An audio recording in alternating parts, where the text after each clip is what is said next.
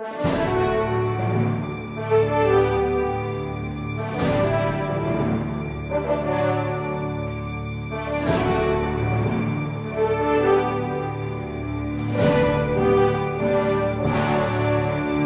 é o tema que eu gostaria de tratar hoje com vocês?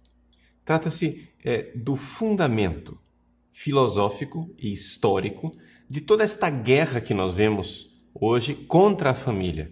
Uma guerra contra a família que se manifesta de várias formas. Se manifesta no divórcio, mas se manifesta também na depravação moral, se manifesta na perversão na educação dos nossos filhos, se manifesta através de propostas de casamentos alternativos, de todo tipo de união. Pois bem, principalmente nos últimos tempos, a união homossexual. Mas qual é a origem disso tudo? Será que a sociedade, de repente, ficou maluca por si mesma? Será que isso tudo é simplesmente, como dizem alguns, os tempos que amadureceram, que é inevitável? Trata-se de uma evolução da sociedade e que isto vai para frente sem que ninguém possa frear, sem que ninguém possa evitar. Qual é a origem disso tudo? Bom, você talvez se espante, mas existe uma nota de rodapé que pouca gente conhece. Chama-se Karl Marx. Vocês sabem que Karl Marx, ele tem uma proposta socialista. A proposta socialista de Karl Marx, quando ele fez o seu famoso Manifesto Comunista, junto com Engels, era simplesmente abolir a propriedade privada para realizar a igualdade. Trata-se de um ideal que já vinha desde cedo, desde a Revolução Francesa. Se você pega os escritos de Rousseau, se você pega os gritos revolucionários de igualdade, você vai ver que isso já estava lá, em germe. Com o passar do tempo, surge, então, o ideal socialista de abolir a propriedade privada para provocar a igualdade, para provocar uma sociedade de iguais. Não há coisa que torne as pessoas mais desiguais, pensava Marx no início da sua carreira, do que a propriedade. Então ele diz, textualmente, vou ler para vocês, digamos, ao pé da letra, uma frase do Manifesto Comunista. Ele diz: numa palavra, censurai-nos por querermos suprimir a vossa propriedade. Certamente, é isso mesmo que queremos. E aí, Marx se põe a escrever a sua maior obra, o Capital, Das Kapital. Mas é um livro de economia. Esse livro de economia, na verdade, ele mais descreve a sociedade moribunda, a sociedade capitalista que irá falir, do que a sociedade que Marx pretendia alcançar. No entanto, foi uma obra que ele realizou depois de muito tempo de pesquisa e de estudo, com todas as desonestidades e miopias que estão contidas na obra, mas ninguém pode dizer que não foi um esforço intelectual grande. Pois bem, diante disto, Marx, no fim da sua vida, começou a enxergar uma realidade que ele não havia percebido antes. Que aquilo que mais diferencia as pessoas não era necessariamente a propriedade privada. Ele começou a ver que havia um problema em um outro lugar, na família. Pouca gente conhece uma obra que vem do próprio Marx, mas que ele não conseguiu terminar, que foi terminada por Engels, depois da sua morte. Por isso, é uma obra que está baseada numa intuição de Karl Marx, mas se você for procurar nas livrarias, ela está assinada por Engels. Essa obra tem um nome: A Origem da Família, da Propriedade Privada e do Estado. Essa obra está à disposição gratuitamente na internet para aqueles que quiserem conferir aquilo que eu estou dizendo aqui. Então, esta obra, título original, só para conferir, Der Ursprung der Familie, des Privateigentums und des Staats. Essa obra, A Origem da Família, da Propriedade Privada e do Estado, ela tem uma intuição. A intuição é a seguinte, que todo o problema que nós vemos na sociedade, ou seja, a opressão que os capitalistas realizam sobre o proletariado, que existe uma classe superior de pessoas que oprime, né, a grande maioria dos trabalhadores, isto está presente já em germe dentro da própria família. Ou seja, que a instituição família, ela é perversa e ela é, digamos, a origem da desigualdade social. As pessoas já são formadas dentro da família para a desigualdade. Por quê? Porque o que o capitalista faz com os proletários na sociedade, o pai de família faz com a mulher e os filhos dentro da família. Ou seja, a instituição família ela é perversa porque existe um macho que governa a mulher ou as mulheres, caso seja uma família poligâmica, um homem com várias mulheres, e os filhos, que são tratados como coisa, como propriedade desse pai de família. E Marx, então, cria toda uma teoria que não corresponde absolutamente à história e à verdade dos fatos. Isso é típico de Marx, né? Marx, quando ele queria provar uma coisa, não se preocupem, ele forjava, né? Se ele não encontrava o argumento, ele inventava o argumento. Então, o argumento, segundo Karl Marx, é o seguinte: na origem da sociedade, nas sociedades primitivas, na horda primitiva, havia o exercício livre do sexo. Não existia essa instituição chamada família. Então, quando você tem uma horda que pratica o sexo indiscriminadamente, você tem, então, filhos que nascem, mas você não sabe quem é o pai. Não é? O pai é desconhecido. Você sabe quem é a mãe. Ora, nesse tipo de sociedade, necessariamente, a mulher possui um papel muito superior. É uma sociedade que tende a ser uma sociedade matriarcal, porque a mãe é o ponto de referência. Todos os filhos têm mãe, mas ninguém tem pai.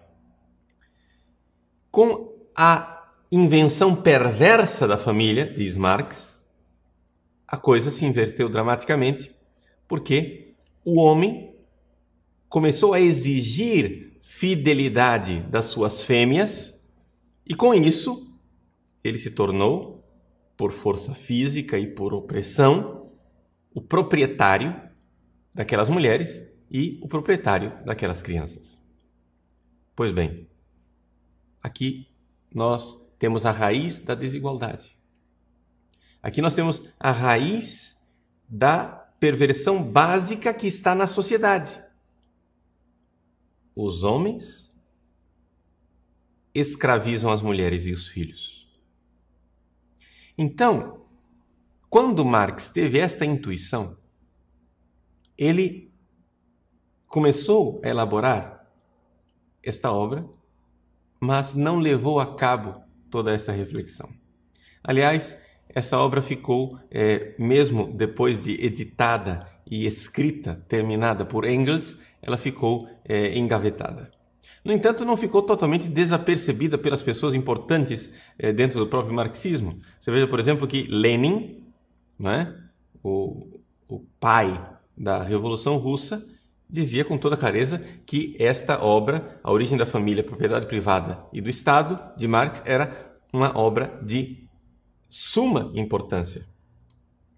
Por quê? Porque, afinal das contas, a finalidade última do socialismo é criar a igualdade. Ora, a igualdade, ela não acontece só entre classes, ela tem que acontecer também entre as pessoas. Se você tem, então, na micro-sociedade da família uma desigualdade, você precisa, então,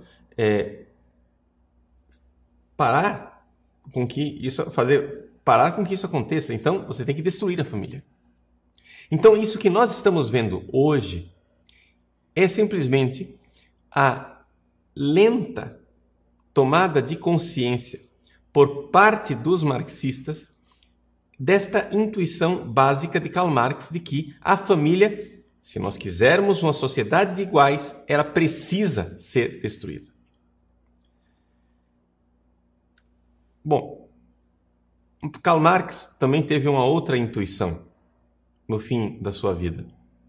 É que não existia somente um meio para os comunistas chegarem ao poder.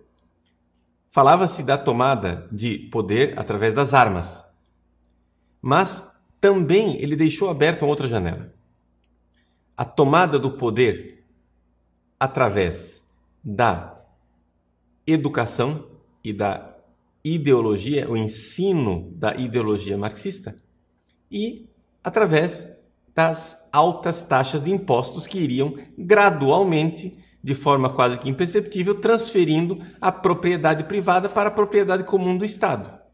Eu posso tirar a sua propriedade de duas formas. De uma forma sangrenta, né? Colocando um revólver na sua têmpora, né? Matando você e pegando sua propriedade. Ou eu posso tirar a sua propriedade de uma outra forma, que é simplesmente obrigando você a pagar impostos que vão transferindo lentamente sua propriedade para o Estado. E uma vez que está no Estado, é propriedade comum, acabou a propriedade privada. Aí nasceu aquilo que nós chamamos de a via socialista, o caminho socialista. O que nós estamos vendo diante dos nossos olhos é que depois que caiu o Muro de Berlim, os partidos comunistas, a partir da década de 90, se tornaram gradualmente todos socialistas e todos deixaram de, alguma forma, de buscar o caminho da Revolução Armada para trilhar esse novo caminho, o caminho de um marxismo cultural, de um marxismo que entra numa batalha cultural. E o alvo principal, primordial nesta batalha cultural é a família. Por isso, esta vontade persistente de destruição dos valores da família e, portanto, dos valores cristãos, não é uma realidade casual. Não é que a família está sendo destruída e isso são simplesmente os tempos maduros. Não, tudo isso é feito, tudo isso é perseguido, tudo isso é buscado com muita clareza pelos teóricos marxistas. Nós vemos que a Igreja, que é guiada pelo Espírito Santo, já tinha percebido isso há muito tempo. Em 1931, veja bem, 1931, o Papa Pio XI já havia percebido isso. O Papa pediu que pessoas estudassem, não é, a situação do socialismo naquela época, e então ele publicou uma encíclica chamada Quadragésimo Anno. Na Quadragésimo Anno, Pio XI, comemorando os 40 anos da encíclica Rerum Novarum de Leão XIII, notou uma coisa, que nesses últimos anos, desde a encíclica Rerum Novarum, havia mudado uma coisa. O comunismo parecia que tinha perdido, de alguma forma, a sua popularidade, exatamente por causa de todas as dificuldades revolucionárias que estavam sendo vistas muito negativamente na Rússia, que já havia implantado o comunismo em 1917, e que havia um novo socialismo surgindo. E esse socialismo, o Papa, de uma forma clarividente, chama de socialismo educacional ou socialismo pedagógico. O Papa Pio XI diz com toda clareza na 40º Anno o seguinte, vou ler para vocês o número 121. Essas doutrinas que nós, de novo, com a nossa suprema autoridade, solenemente declaramos e confirmamos, devem aplicar-se também a um novo sistema de socialismo prático.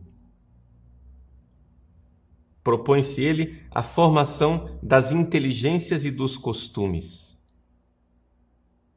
Ele usa a expressão que eles querem formar o homem socialista.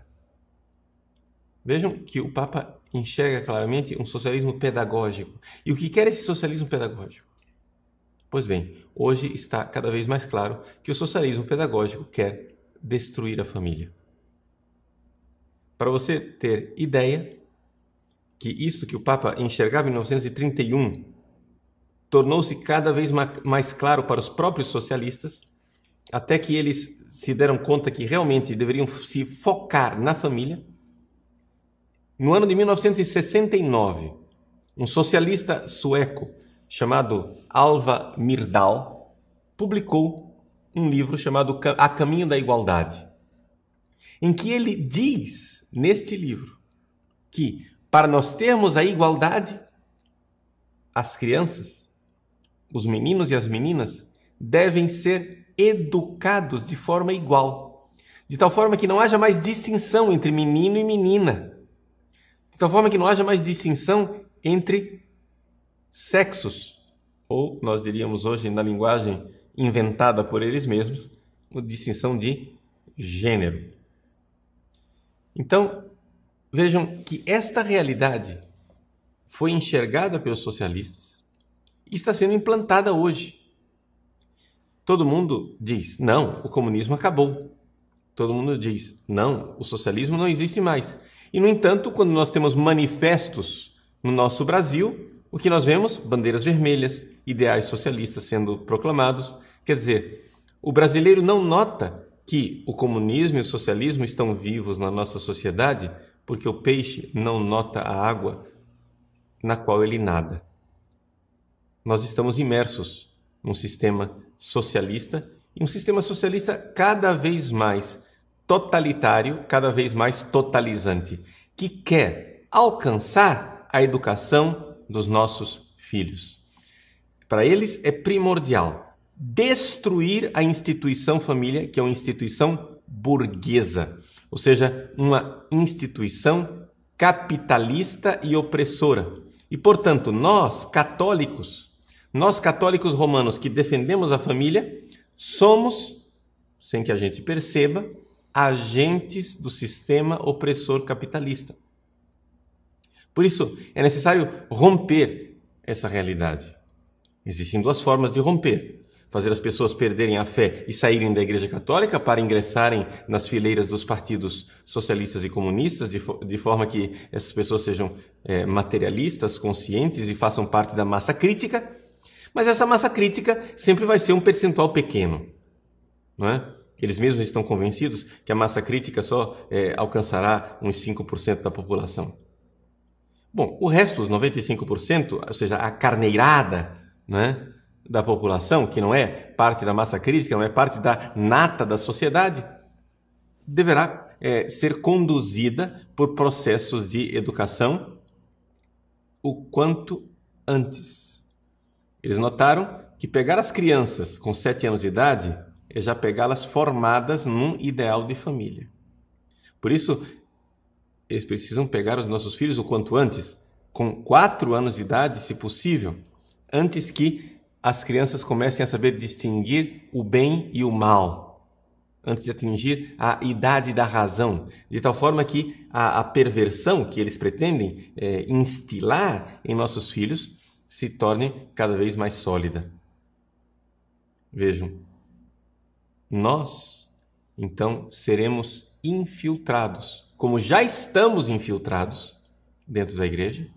Por quê? Porque, afinal das contas, pobrezinhos de nós não somos críticos, nós não fazemos parte dessa massa crítica maravilhosa. Então, já que os católicos não vão deixar de ser católico mesmo, já que não vão fazer parte da massa crítica, então vamos infiltrar, vamos entrar dentro da igreja e fazer com que as pessoas entendam dentro da Igreja Católica que agora isso tudo faz parte dos tempos modernos, que isso tudo faz parte de uma nova forma de viver o cristianismo, que o cristianismo precisa se adaptar aos tempos modernos e que aquele ideal de família patriarcal antigo é algo que já ultrapassou. Agora nós temos que valorizar um novo modelo, né, de uma família mais versátil. Afinal das contas, não foi isso que o Vaticano II fez? Vejam, Não existe mentira maior.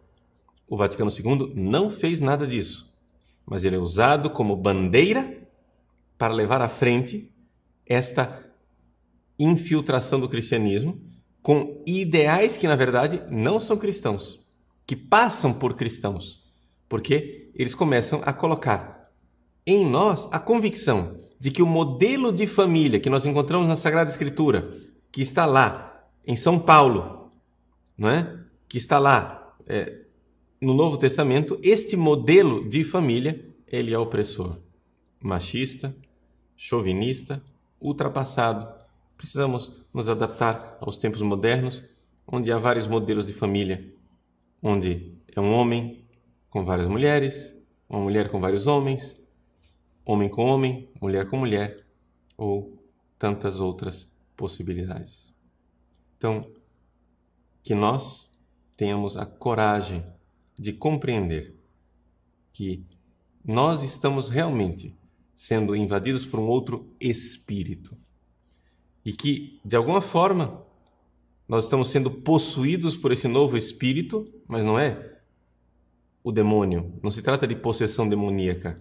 Os ideais são demoníacos, mas trata-se de ideologia que invade nossas famílias e destrói a herança que nós recebemos daquilo que nós chamamos cristianismo.